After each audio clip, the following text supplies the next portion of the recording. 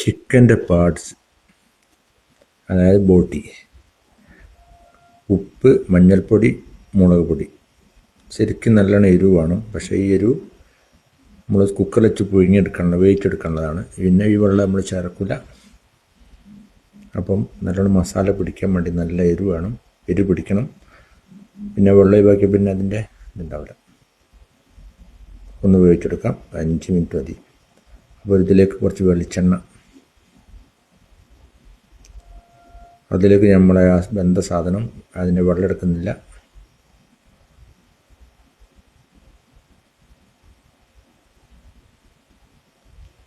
Chicken parts masala, ബോട്ടി മസാല എന്നൊക്കെ പറയും.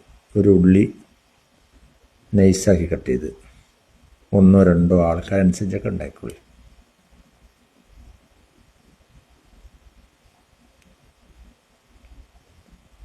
ഇഞ്ചി, പച്ചമുളക്, കരിവേപ്പില, വെളുത്തുള്ളി നുറുക്കിയത്,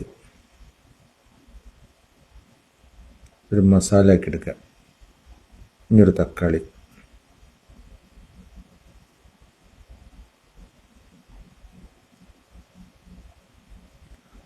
ചിക്കൻ മസാല 1 സ്പൂണ്,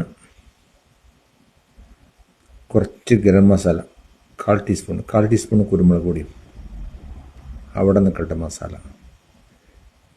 ഇനി കുറച്ച് ചൂടുവെള്ളം ഒഴിച്ച് അടച്ച് വെക്കുക.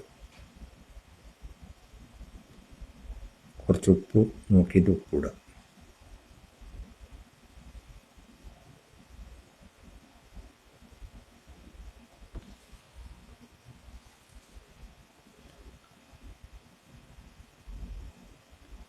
ഇനി ചെറിയ തീയിൽ വെച്ചാൽ ഒരു 10 മിനിറ്റ് അങ്ങനെ വെച്ച് കഴിഞ്ഞാൽ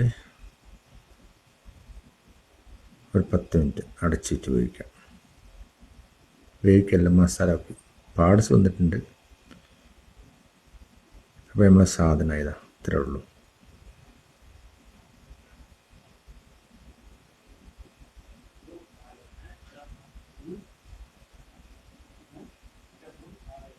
ഗുഡ്, ഇത്രേ ഉള്ളൂ പരിപാടി. Thank you.